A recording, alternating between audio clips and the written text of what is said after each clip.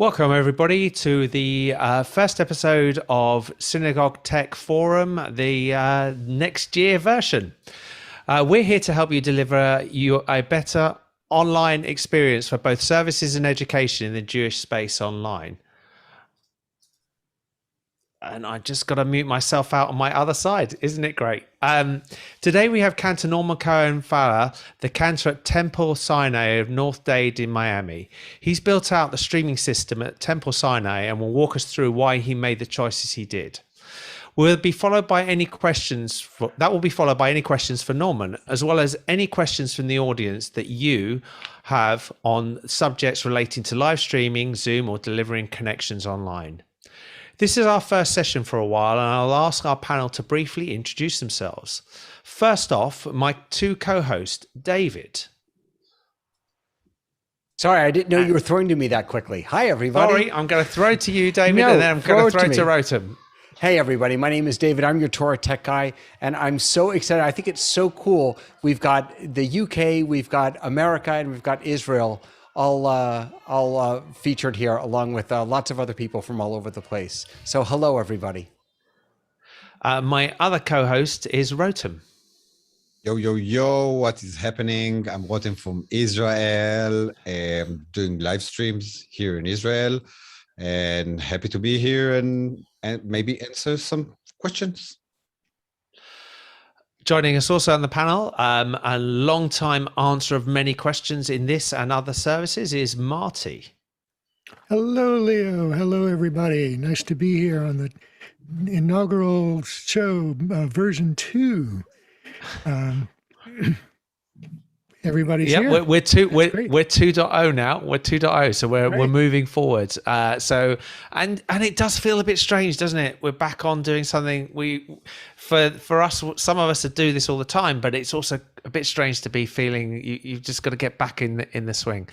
Joining us for the first time on this panel, but a long time member of the Hybrid Ministries Tech Forum, we have Michael. Thanks, Leo. I didn't know that this was the first show of this 2.0, so I appreciate you having me. I'm here in the Pacific Northwest in the United States, and it's cold and rainy right now, just like you might think. But I'm glad to be here, and I've known some of you from different places, and it's just a fantastic community to know. So hope I can answer some questions, but we'll see. Thank you, Michael. Also joining us is from the other side of America. So literally we go from one coast to another, I think. No, actually we're on the same coast. Sorry, Michael, you're northwest, and so is John Ettleson, but he's more west. So this is John Ettleson from Monterey, California, a little further down the coast, and we actually have sun. We'd love to have some of your rain here. We need it in California. I'm very excited to be here. I just got off our California Great Shakeout earthquake drill. So ask me what's shaking. It was all of California virtually an hour ago. And then closer to home for me, first off, we have John Fiber. Hey, how's it going? I'm John, and I'm based in North London, and it's very cold, but the moon looks super clear tonight. It's really cool. So hopefully we'll have a good chat tonight. And finally, joining us also from not too far away is, for me, although she comes from a lot further away normally, Rabbi Leah Mushting. Hi, lovely to be with you. I'm sorry, I'm kind of trying to double task. So if I'm not always staring at you, then that's because I'm also meant to be on a budget and finance committee meeting. But this is the fantastic thing about technology. You can do two things at once and hopefully pay attention. I'm a congregational rabbi. I'm Leo and John's rabbi, actually. Just with the 1.0 entered the streaming world. So glad to be in the 2.0 world. I know we're in 2.0. It's like everything. It's super fast now, isn't it? So I love that the budget and finance meeting is taking second fiddle to us. I'm sorry. I love that. So you, the audience, when you're watching, wherever you're watching this, please ask your questions. Really easy to do. Put your questions in if you're on YouTube, Facebook, or Twitter. Put your questions in where you're watching, and they'll come through to us, and we will see them here. If you're watching in Zoom, just use the Q&A, and you can ask your questions there. So, time to get on with the show, and we're over to Norman, Cantor Norman, to explain everything about the Temple Sinai. Thank you. Thank you so much. First of all, thank you for the invitation. Thank you to Rabbi David, who is my colleague. We are really, 200 yards away, our offices, and yet it's really good to be here showing you what we have done so far. This was a learning process here at Temple Sinai to make sure that we can stream services to reach people all over the world. So let me actually go to where we are. This is our sanctuary. Actually, this is, sorry, not this one. This one, yes. This is the main sanctuary. This is where we are here with the Rabbi Litwak streaming services. And what I wanted to show you is what we did to build the streaming system in the synagogue. First of all, we have 3 cameras that we use on every Shabbat. And let me show you, this is the view, like here it is. So here are the 3 cameras that are pointed at us here on the Bima. And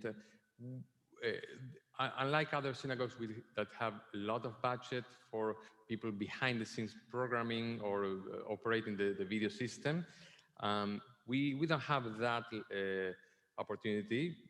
We try to do everything ourselves. And that was the principle, the main idea when we built the system, to have a system that allows me and Rabbi Litwak to control everything from our pulpits.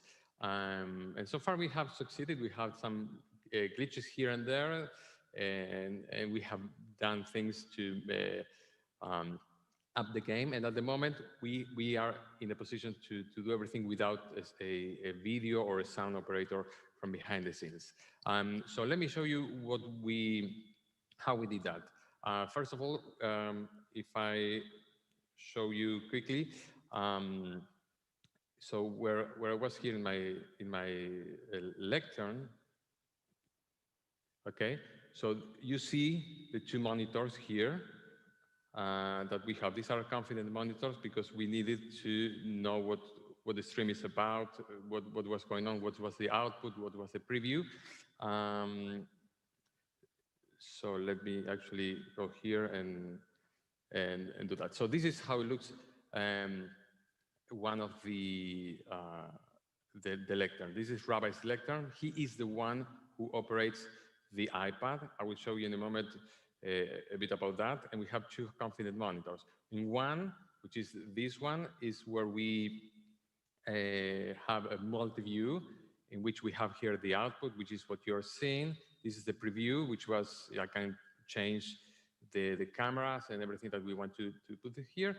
On the bottom left corner, we have something like created, which is like a slide deck with all the liturgy that includes Hebrew translation and transliteration with some cues for us to know when we announce pages and the title of the prayer, so that we can cue people, especially now that we're having a hybrid mode in which we have people holding prayer books on site, but yet from day one, we wanted to provide liturgy to everyone at home, and not using like a PDF version that you download. We wanted to provide the liturgy for each prayer. So, and we have succeeded in that, I think, quite well.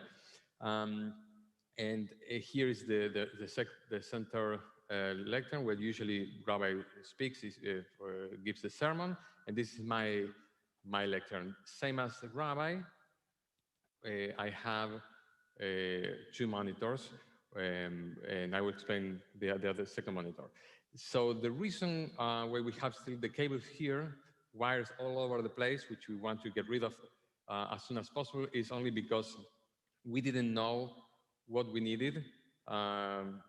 We needed like a year of training and see, and now the next project is to conceal all these cables. Now that we know what type of connectors we want under the stage, exactly how many video outputs we need, now is the time that we want to go to the next step and put everything under the BIMA. So that's the idea. Now, on the second monitor here, I put this, the output, because I needed to see what you're seeing.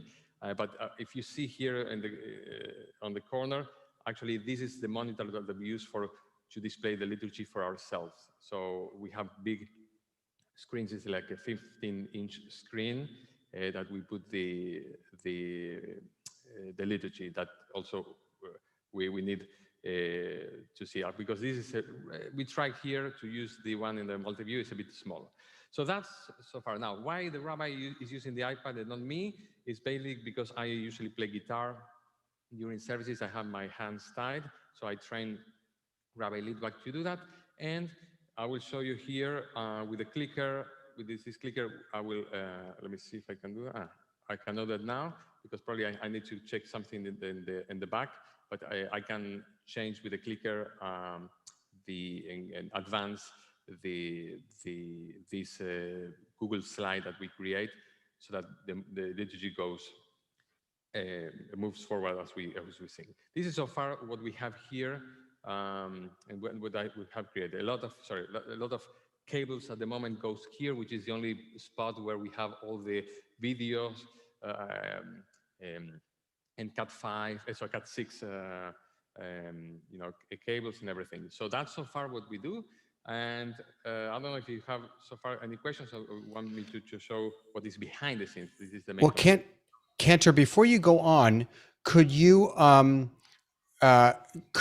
because the way you set up the slides is actually really interesting, right? Because you've got the prompts on the top for you and the rabbi, and then you've got the liturgy at the bottom. Can you show us what that looks like in the stream? Yes. Okay. Let me just go quickly to the back so that I can move the something. Okay. Let me just quickly do this. Actually, let me do this and go back here. 1 second.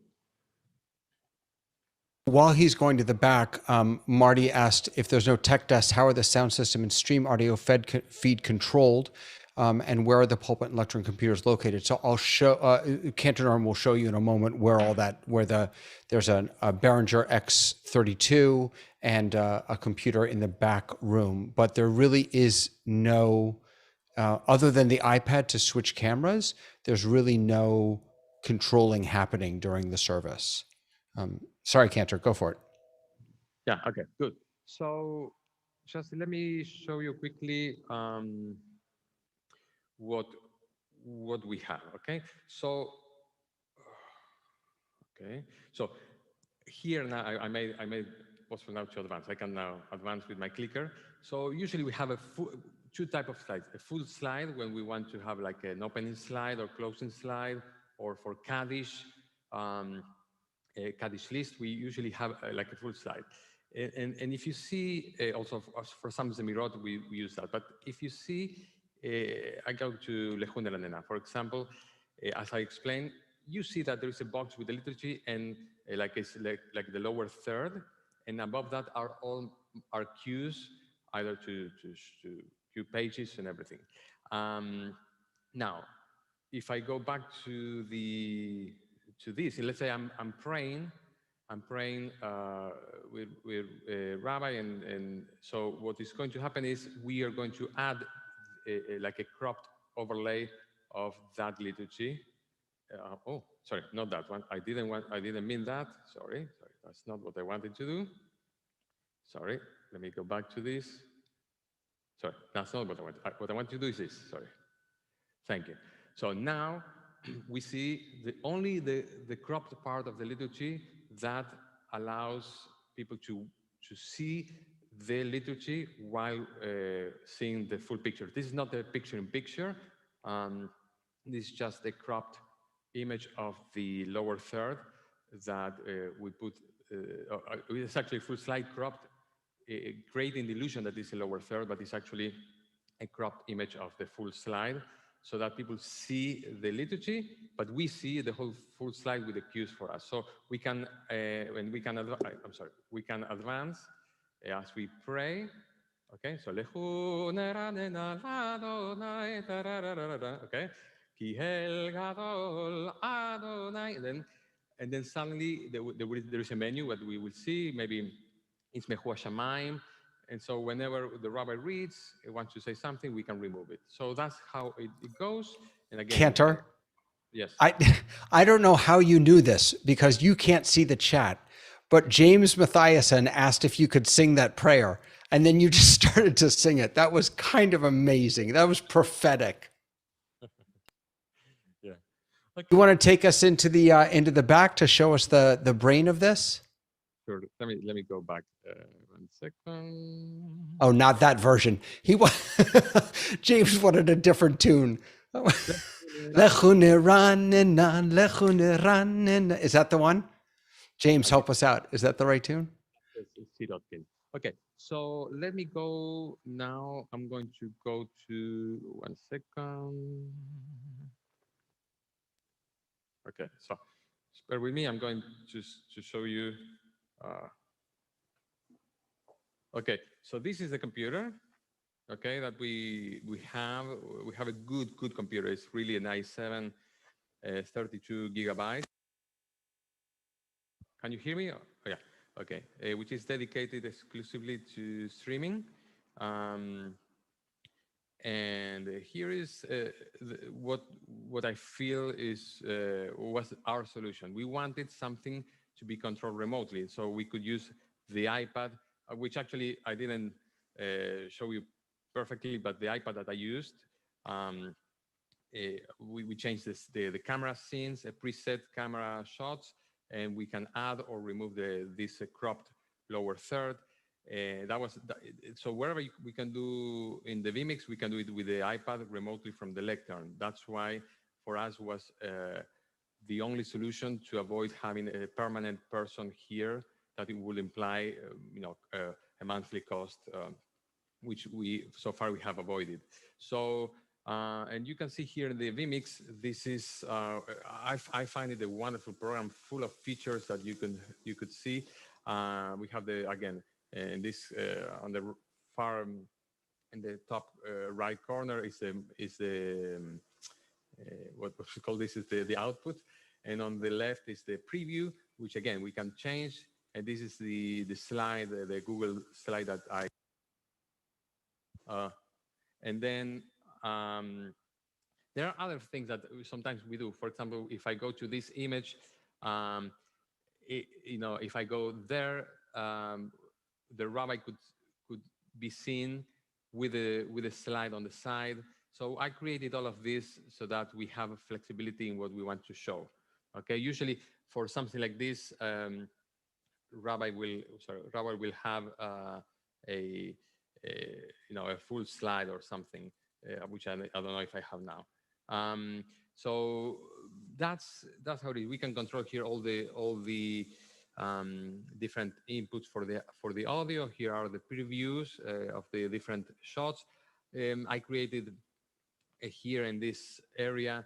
You can customize what you want to see. For example, here I put all the opening slide elements. When we start the service, I created something like this that have maybe the opening image with the title and the date, and a countdown that when you put it in the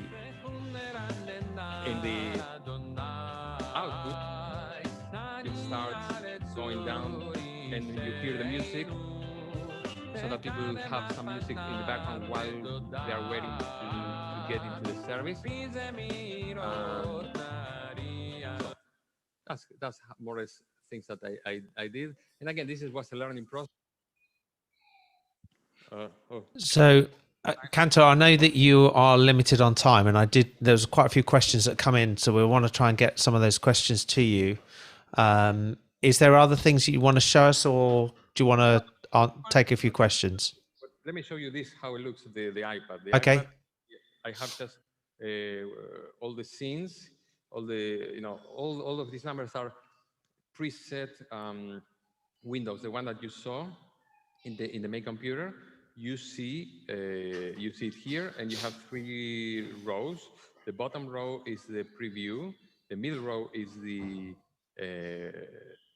for example, I'm here.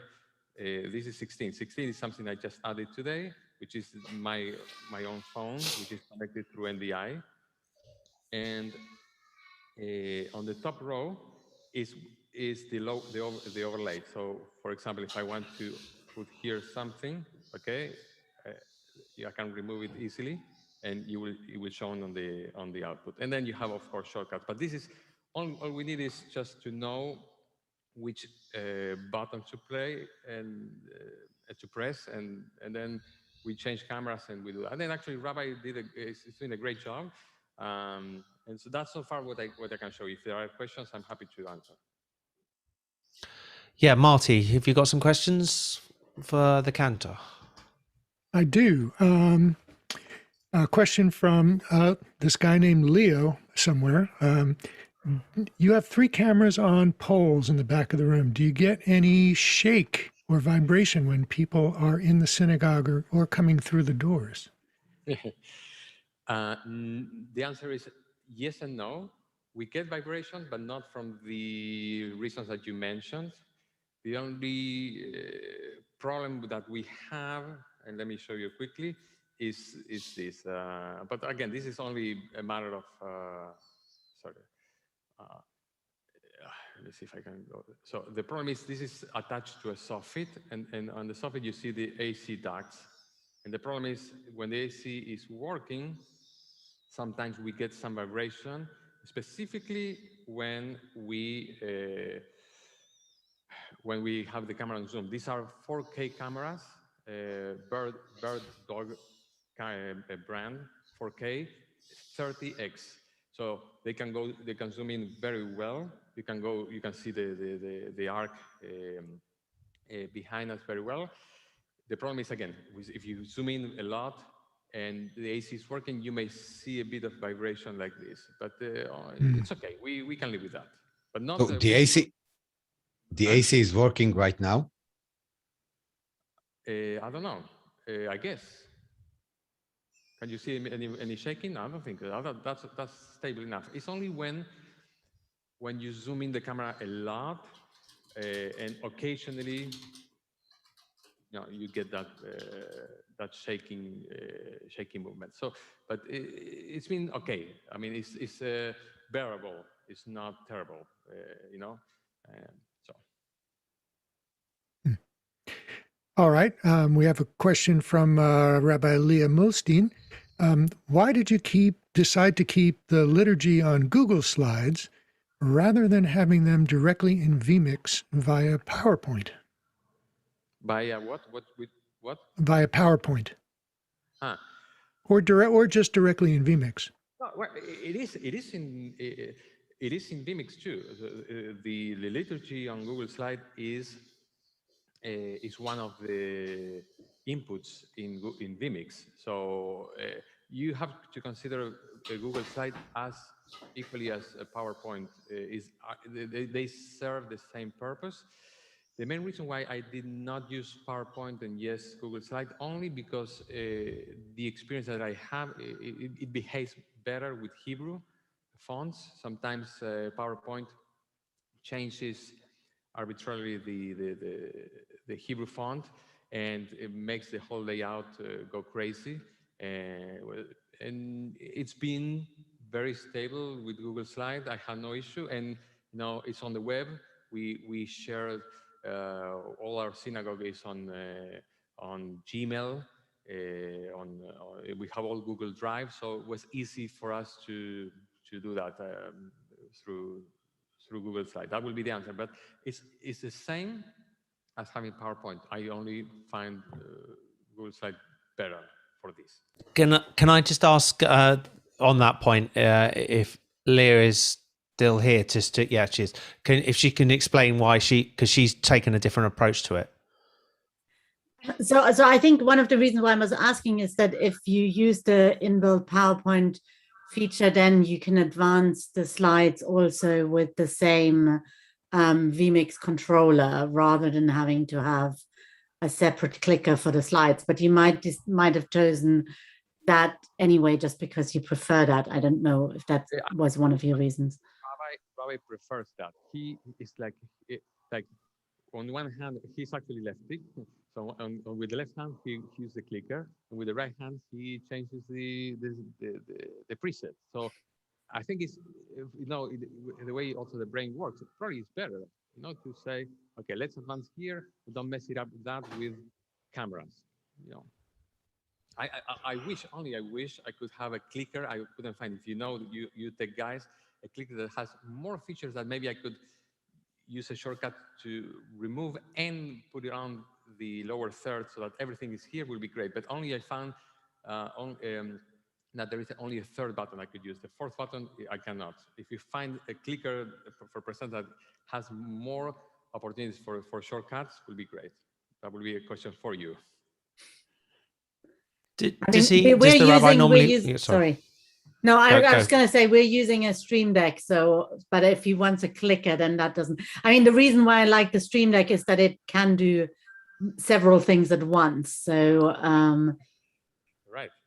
We have a Stream Deck.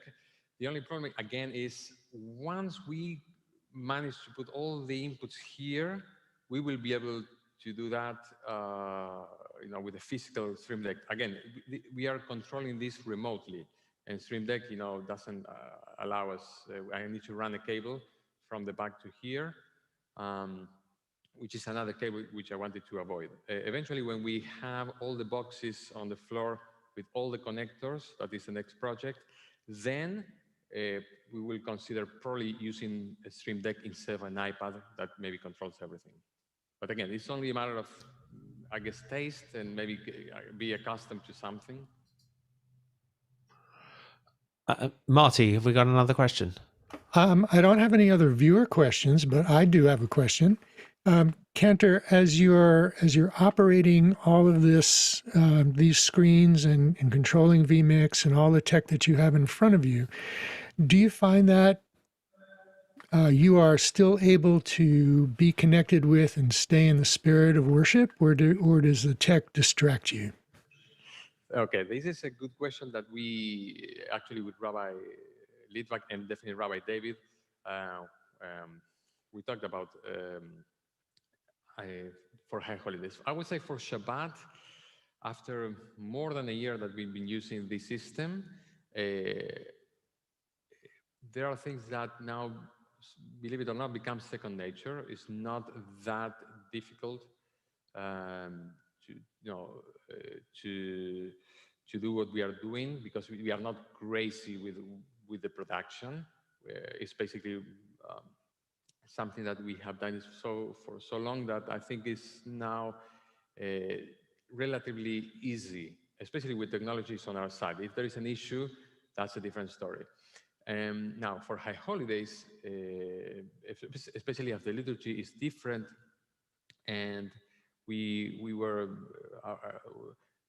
it's a different level of depth and everything. We thought about what to do. Initially, we thought, let's do it ourselves, because explaining everything to someone else was going to be complicated. But we were fortunate enough to have Rabbi David on our team, who is technically very savvy and who helped both Rabbi and I with this major task. And he was the one behind the scenes advancing so that we could actually connect to prayer. I would say yes, there is a level of a challenge when we are with technology in front of you to connect and to have real kavanah. But I would say for Shabbat, I feel confident that this is not on our way. But for high holidays, thank God we had Rabbi David, who helped us not clicking or pressing buttons, and we were actually focusing on praying, which is, of course, our main job. David. Yeah, I just want to also mention that you may have seen in the sanctuary the two big black screens. Those were just put in, and because of those screens, we were able to actually bring have people participate in different ways. So, for example, this is a video. So this is actually part of this. This is the stream from our sanctuary here, but we were able to play videos and bring people in who are not normally with us. We also, so some of it was pre-recorded, and some of it, like for example, when we got to the Aliyot, we were able to have people call in and using vMix. Is it vMix Call? Is that what it's called? Yeah, And and actually have Aliyot from a distance, which was really very beautiful. And the last thing I just want to say is I just want to give props to Cantor Norman. I mean, I don't think that he's probably always been somewhat technically minded, but this task that he took on, he literally did this by himself. And the amount that he's learned is it's mind-boggling. Hearing him talk about this now, about confidence monitors and the multi-view, and it's just he's probably representative of many clergy folks who have done this, should feel so good about what they've accomplished, even if it isn't where they want to be. It is so good. Thank you. And there was just a couple of other comments on exactly the same. Christo Cheney has said, "Thank you so much for showing this to us." He also loves the door on the Great Ark, and the countdown timer is a very good idea. So you have quite a few fans. But you know what? What if I remember correctly, Cantor Norman? The countdown clock was kind of a question, because that meant you actually had to start when the countdown clock stopped. I remember that. That was actually a request from a congregant. Probably not the countdown, but they wanted to know that they could log in at some point. Actually, let me go to a different image here. Okay, so that you can see a bit of the arc. Okay, so I opened the doors. Sorry, that was too far away. I'm so sorry. So one of the questions from the congregants was, wait a minute, at the first, there was like 5 minutes to the kickoff, and they didn't know if we were on, if they were in the right place. So it was a suggestion for someone, please add something so that we know that we are in the right place. Maybe put something that the service will begin shortly. And eventually I created this system of countdown with some music in it and some triggers that automatically triggers the streaming, so that once I press that button, I put the slide on the output, everything starts, and actually gives me 15 minutes, clear 15 minutes to just finishing everything that maybe needs to be done. But yes, that was actually something that eventually makes us really be on time. There is no way we can. We are now like a Yeke congregation. No way we can be late. So we've got another question. Rabbi Leah's got a question, but before they do, I just have to comment on your ark is enormous in comparison to most of the ones I see in the UK. I think there's synagogues I've been in the UK which is smaller than that. So it is. It's a walk-in ark. It really is kind of amazing, actually, and it is. Rabbi Leah. Yeah, I was also gonna ask actually about the countdown clock, because what we found, so we don't have a countdown clock, but we do try to start on time. But one of the challenges we found when we started to go multi-access for real again, so not just a few people in the sanctuary, but actually a full sanctuary, and maybe also a congregation for like a bar mitzvah or something who didn't really know us. We're really struggling to get people seated. So if you have any tips to get like the people to know that we're going to really start on time. You have to know Rabbi Lidwak. He will make sure that we start on time. There's no way, okay? He will say to people, service starts in 30 seconds, so you better sit. So that's it. And there is no question. They have to find a seat and start. I would say, even if we go, once the countdown goes to 0, reaches zero, usually we transition to the opening slide of the Google slide. So it's not the camera. So we can still have some chances, to get adjusted if we are not fully ready. So that's how we manage. We don't go straight to a camera, just in case. But then usually what we do is at the moment we reach zero, we start playing. We again by playing and start with the Nigun, even without the camera, only with the opening slide. People know that they have to sit, and by the time they are seated, we move on to a camera shot, and then this way we start. That's how It's a fascinating problem that we've suddenly. I mean, I run streaming in the Jewish environment for a very long time, and nothing has ever started on time. And now we're getting to the point that people in the room is making it even worse. There's something I love the fact that we're having to solve a problem that basically is a genetic problem that we have. Online Jewish mean time. Yeah, and now we've got to solve this because the people at home are just going, what do you mean? Come on, start. It started. It should have started. Why hasn't it started? Can I give a small advice? Okay. Yeah. I saw that everybody have screens on the synagogues. Put on the screens, the same clock with red writing, the stream start and pointing down. And maybe people will understand that, okay, we need to start on time. You haven't met the other rabbi at my synagogue, who will probably be somewhere under the bimmer. He'll be somewhere schmoozing somewhere else, and that's it. Cantor, I'm just conscious of time, and you've given us an amazing amount of time and energy into what you've shown us today. Has anybody got any last minute questions before we move on to the general questions? Is there anything that we haven't covered from the panel? Okay, I'd just like to thank you again for the time, for the effort you're putting in, and how brilliant it looks. It's just exceptional. Really good to see, and a great direction of movement. Just remind me for my sake, Cantor or Rabbi Paskin, what denomination is the synagogue? So this is a Reform synagogue. We are in North Miami Beach, and you can, if people want to watch it live, they can go to tsnd.tv to see our services. T as in Tango, S as in Sugar, N as in the North, and D as in Delta.tv. We have our services every Shabbat, 6:15 Eastern Time, and on Friday, and 10:30 on Saturday mornings. Maybe you can see it live.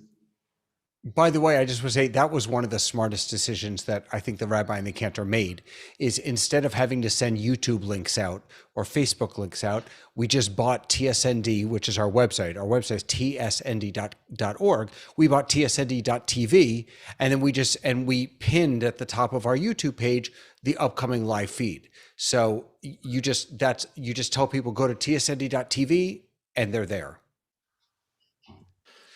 Brilliant. Okay. Moving on to some general questions. Marty, general questions. What do we have today?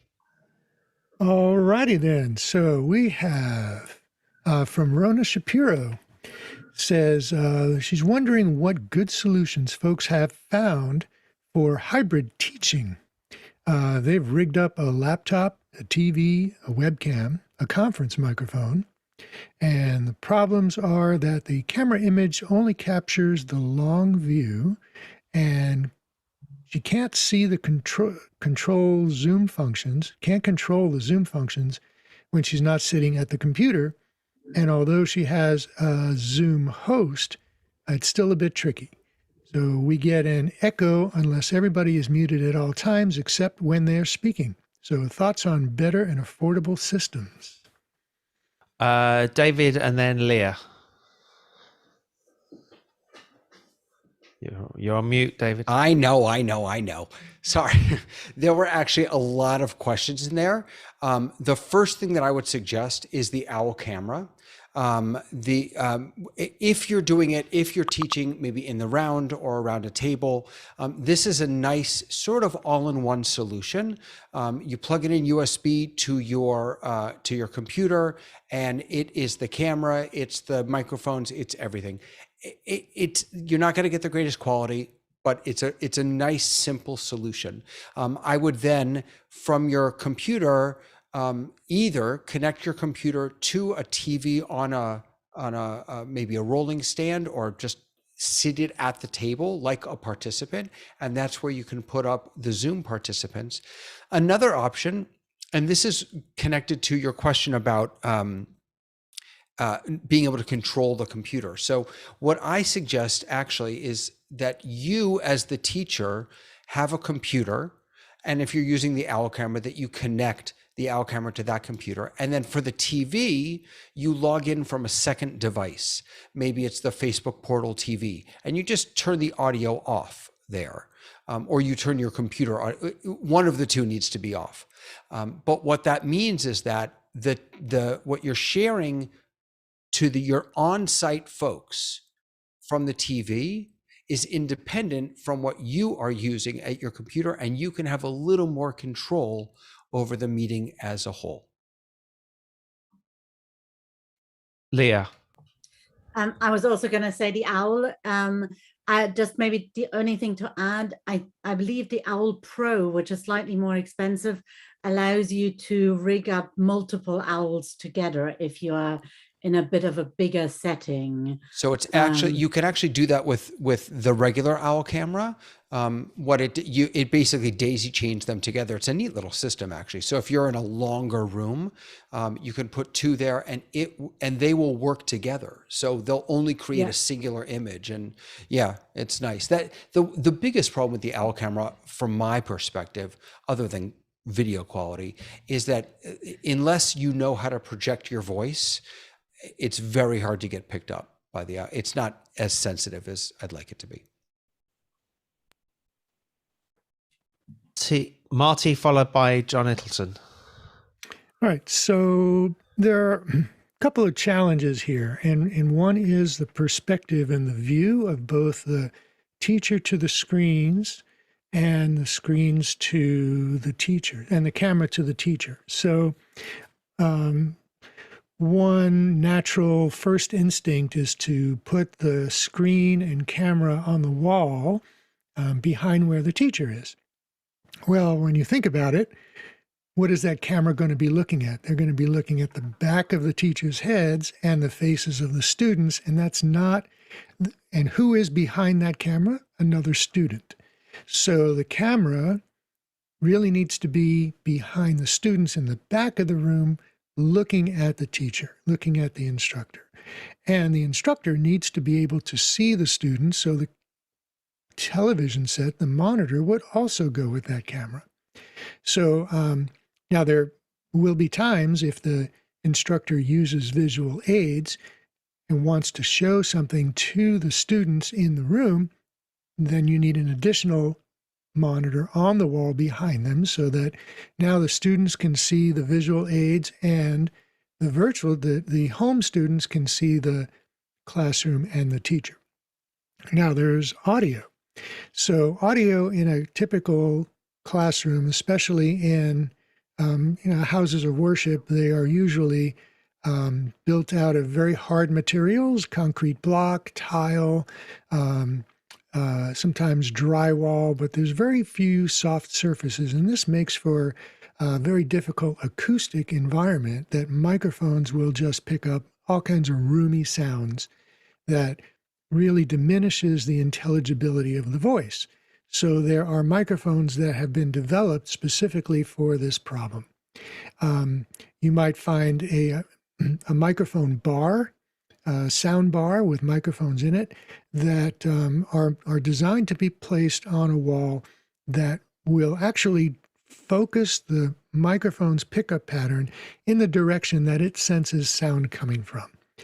And the Facebook Portal TV, and I just noticed the Facebook Portal TV is a device that looks like a webcam that you can put on top of a TV screen, and it has a camera in it, and it has microphones. So the camera tracks movement. So it will, as the teacher walks around, it will track the teacher, and it will also focus on their voice.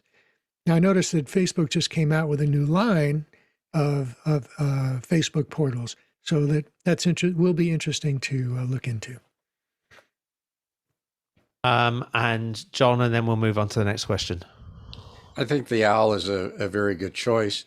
There's more cameras coming out now that do auto tracking, and there's a camera that goes by the name Panavision that most recently that company got acquired by Jabber, who are Bluetooth headphones. And that camera gives a 180-degree view, but it actually has multiple cameras and electronically can focus on them, and they've added a picture-in-picture. So, and I think its video quality is a little bit better than the owl. This was really just released, and I agree with the idea of having a camera like that. Even with 180 degree, you still are going to get the back of somebody. So having a second system like the web portal, or now you can do that with the Apple Fire TV. It can also be used as a Zoom appliance, but check out the Panicast. Thank you. Marty, next question. All right, let's look for another question here. So David Paskin writes, so he woke up this morning and to his pastor asking about yesterday's streams. They were missing from their Facebook page. They were all missing from the Facebook page as they look. They're all gone off the Facebook page, and last night everything was fine, appeared to be there. Today, everyone of them is gone. Anyone have any suggestions on what happened? He checked the Vimeo site, and everything is fine there. So what would cause the Facebook videos to disappear? David first. Yeah, that's the essence of the question. It's actually not for me, but I have had experience. By the way, this Panicast looks really cool. I'm just looking it up now. Sorry. But I have had experiences, and I know people who've had experiences where, for whatever reason, a post, a video will just seem to disappear. Is there a rhyme or reason to that? So there's a lot of things which are happening, and particularly with anything which is a religious content. We see them appearing and disappearing as they get marked and flagged, which typically, in both cases of Facebook and YouTube, they're now getting faster at dealing with these things. I've seen if you raise, in fact, I was really surprised with YouTube. Now I can actually raise and talk to a person, and they will actually deal with it. So their support mechanism now actually has a human being at the end of it. And on Facebook, there is a Facebook group for Facebook for Faiths, I think it's called, off the top of my head. And they actually it's a group where it's designed to deal with any issues for faith organizations. I'm a member of it. I think Marty is a member as well, and they're pretty responsive, actually, the Facebook team that are in there, in dealing with any problems that you have and resolving it. Although they won't give you 1080p streaming, because I've asked them about 100 times and they're fed up me asking. Next Leo, question, Marty. Leo, sorry, real quick, is this? I'm now you have me curious. Is there something specific about faith posts, faith communities that in it's Facebook's something algorithm? to do with I find it's to do with reporting on some of these things. People will report things and flag, and that can cause things to be blocked. I've come across this. Leah, have you got some comments? And I wonder if Rotem has got any comments from the YouTube side. I was going to say, sometimes the Facebook, every one of these platforms seems to have a different algorithm of checking copyright of music or images also. And at least with YouTube, you see really clearly what's happened, and it just flags it for you. Or with Facebook, it just seems to disappear sometimes. And it's a big, in all the forums, you see it quite regularly where people go like, but my video, and I have a license and I display my license slide, and still the entire video has suddenly disappeared. Like Leo said, oftentimes they come back after a while, because then after it's sort of got automatically taken out, they bring you back. But it's a bit of a challenge, I find. On Rotem, did you have any comments to say on the YouTube side of this? I know you've got a lot of expertise on there. So Leah just said it all probably, but the problem is not with YouTube, right, David? It's only in Facebook. Or you had the problem also in YouTube? I think primarily, I think it happens on Facebook. Yeah, so Facebook. Yeah, I think on.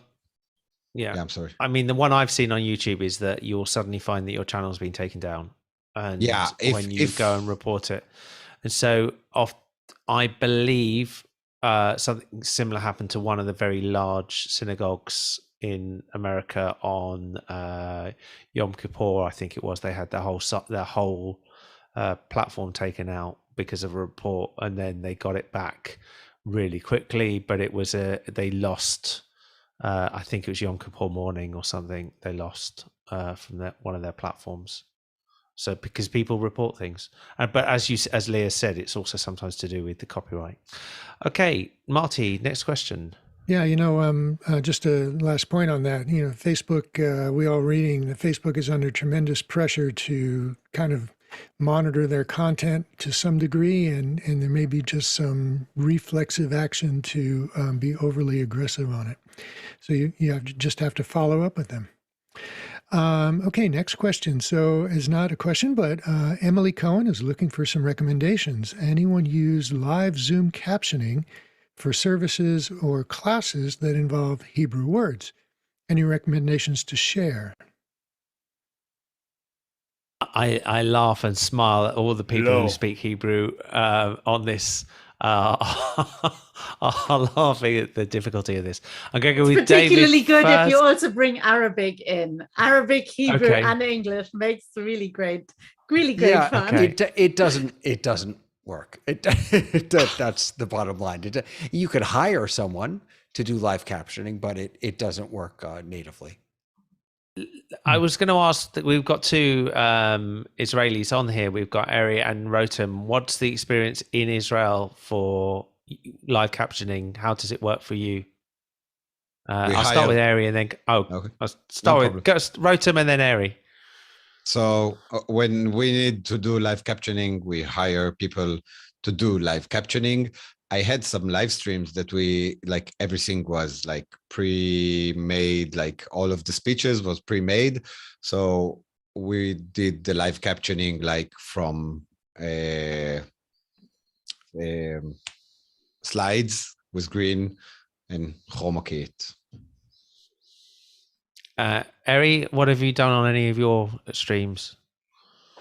So all of the streams that we've done that involve captioning are people typing it in live, engaged services.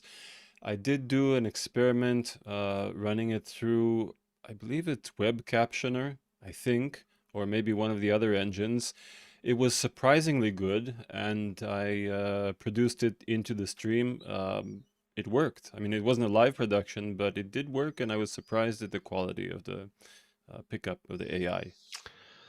So I know live captioner is actually using the Google Translate and the Google engine.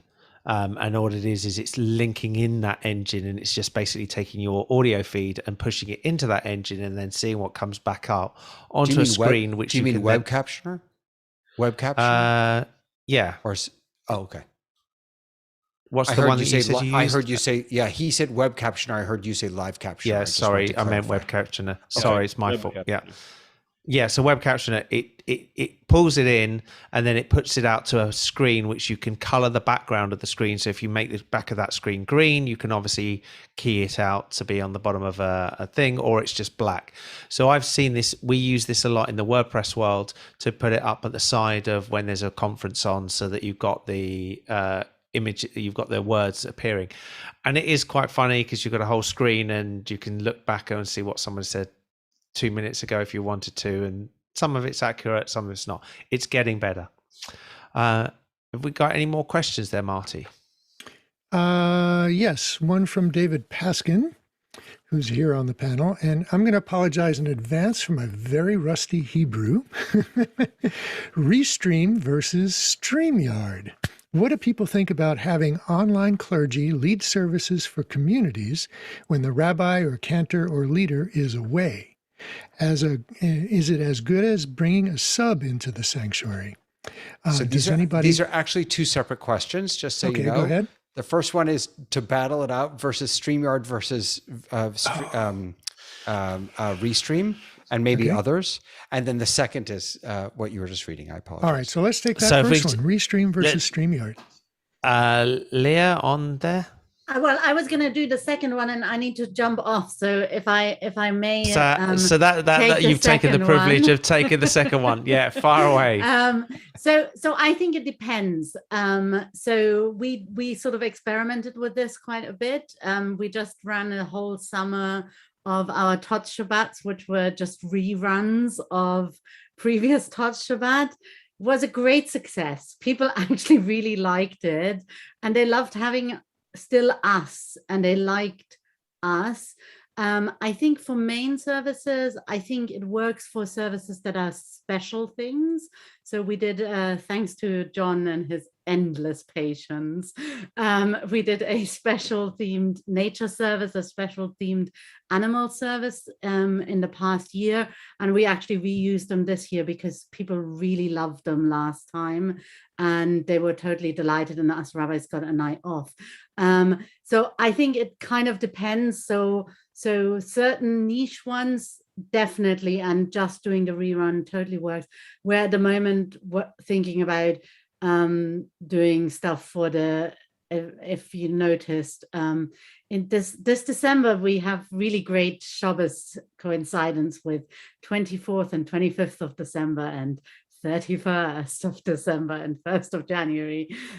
So we decided we're going to not even try to get a sub. We're just going to do some combination of rerun and pre-recorded. I think people are going to be quite okay with it. We'll probably re-record the Torah reading to be the right one, but like a bit of video editing and saving a bit of money. So other comments on this, or even from other people outside who, what do they think about when there's a swap on a, do you bring subs in or do you not bring subs in for when your main leaders are not there?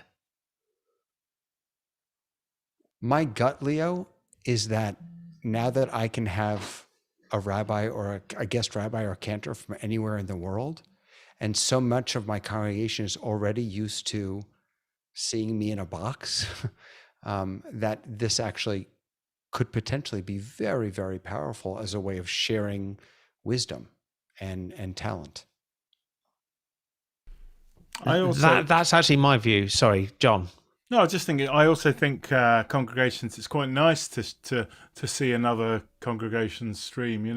And if they mention that they're teaming up or whatever, I think it's really useful for us to see other people's output. To see, and we'll take ideas from it. Obviously, we'll all sort of share stuff. Yeah. So we've done that too, just sending our congregants to the live stream of someone else. So rather than actually trying to organize a sub for us specifically, to just partner up and join another synagogue. And that's been lovely and not much work for us. Marty. Yeah, I've seen houses of worship port in another churches or synagogues worship into their own stream. So you don't have to send your congregants to somewhere else. They can still watch it, where they're accustomed to watching it. I know that pre-COVID, when we had guest clergy come in during sabbaticals or during a break or something like that, it was always appreciated to hear a different perspective every once in a while, to hear somebody else speak, especially if that clergy was familiar, like we've heard of this person, they're from, another state or something, but we know who they are. And as David was saying, now you have the ability, they don't even have to travel. It's so easy to have somebody come in and do your service virtually. I think it's a great idea. I'm just going to finish really quickly on this one, which is the Sukkah hop that I did a couple of weeks ago, where we went to a load of different countries, and it was amazing to see. The thing that I found the most interesting was, although we went to Australia and New Zealand and Canada and America and all those sort of places in Israel, it was when we went to Africa and when we were going to countries in India, and it's other places that you just go, we're just not used to seeing Jews in certain ways and in certain countries. And I just found that fascinating, and to be hearing them singing the same songs in the same way, and it just in a completely different environment. We've got one or two last questions before we wrap up. There's one, Marty, on the Q&A of Zoom. Have you seen that? Let me take a look. Sure. Simon Marcus is looking for recommendations for setting up live streaming for funerals within an ohel, a prayer hut, so without wired internet. Ooh. I'm thinking of bonding cellular, such as Live View Solo, but working out the monthly fees for Live View Solo and where to link it, such as like Daycast. How much data is needed is proving to be complex. So the first one, Rotem. So straight hot from the oven. Just a minute. I try not to break something. It's like really hot from the oven. 2 cellular bonding, true fall off. So each channel have 2 SIMs. If something went wrong, it will fall over to the second one. 1 LAN, you can get a line or another cellular internet to the LAN. Pipe link, not that expensive. Their bonding service for 500 gigs of transfer is $20, and you get it for 180 days. So it's like a half a year for you to use it. You don't need to pay like monthly pay. And LiveView is an Israeli company, and it costs 1/3 of the price. I think there's a lot of these coming out, and this is quite an interesting area where we're going to find, as the world moves on and these problems are becoming bigger, we'll find solutions. The big one that's obviously going to be coming around the corner is Starlink. Starlink is going to change, not only because it's going to give access to people in different areas, but it's going to shake up the market because it's going to be an alternative option. And I think you're going to see that getting links into various different places better. The only thing I'd say is people are going to say, so Starlink is Elon Musk's satellite, low orbit satellite internet.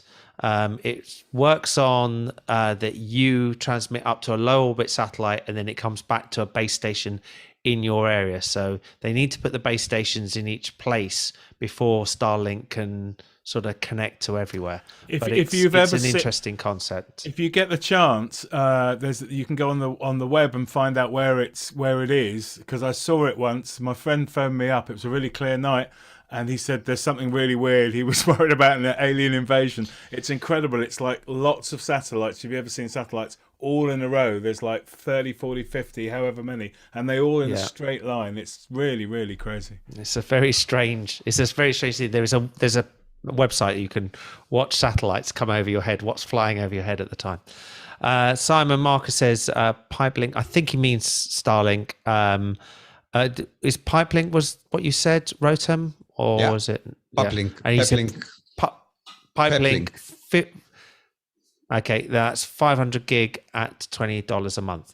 Yep. Marty, any more questions? Let's see. I just wanted to point out, Simon was asking about figuring out how much bandwidth is needed. It's worth taking a look at. If you're using Zoom, just go and look at your statistics. In fact, you can look at your statistics panel right now, and you can see how much bandwidth is being sent out and how much bandwidth is being return how much you're using, and so that can help your figure your up and down bandwidth requirements. But keep in mind that that's just for Zoom. If you're doing anything else that has web connections, you'll need to add to that.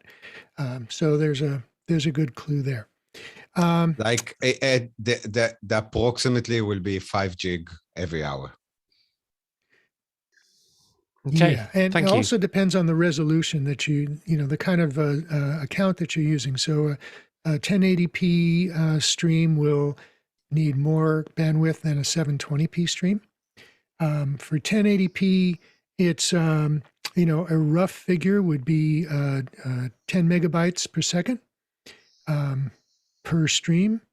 So if you're sending out to one stream, like just to Zoom, 10 megabytes per second upstream would be a safe margin. And then if Zoom is sending out to Facebook or YouTube, then you don't need any additional bandwidth. But if you are sending simultaneously to Zoom and then also to another stream, then you've got to multiply your bandwidth. Okay, other questions? Okay. So, you want to add to that?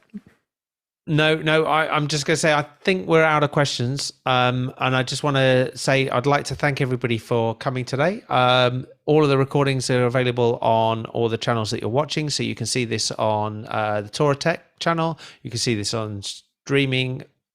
Dreaming Up 5782, and you can see this on Synagogue Tech.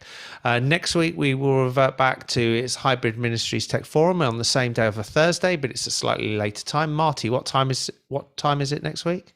So that would be 7 p.m. Eastern time, and add 5 hours for UK time. And 12 o'clock at night. Right, and then take away 3 hours for West Coast time. So that's it. So we're going to try and do it so that we have an earlier show once every other week, and I always say I'd like to say once a fortnight, but that doesn't work if I'm talking to an American audience. once every other week we're in the UK time zone, or once every other week we're in the American time zone. What happens when all of our clocks change in 2 weeks' time? I do not know. We don't know where we are. But thank you again. Keep the questions coming on those forums. If you've got things that you want us to cover, we will cover them in the week. We try and cover our questions as much as possible, and we will store them up and take the questions and put them out here. Thank you again. And I'm going to... Wait, can I say one last thing? Yeah. If you would like to share your temple, your synagogue's setup, what you've built, what you're still working on, we are not looking for perfection. We're looking for works in progress so that we can all learn from each other. Drop any of us, Rotem, Leo, or myself, a line. You could find us everywhere. We'd love to have you. We definitely would, particularly if you're a live synagogue streaming in Israel, because that's... we know lots of doing them in Europe, lots of them in America. It's trying to find one or two that are doing it in Israel. Good night, and see you all soon.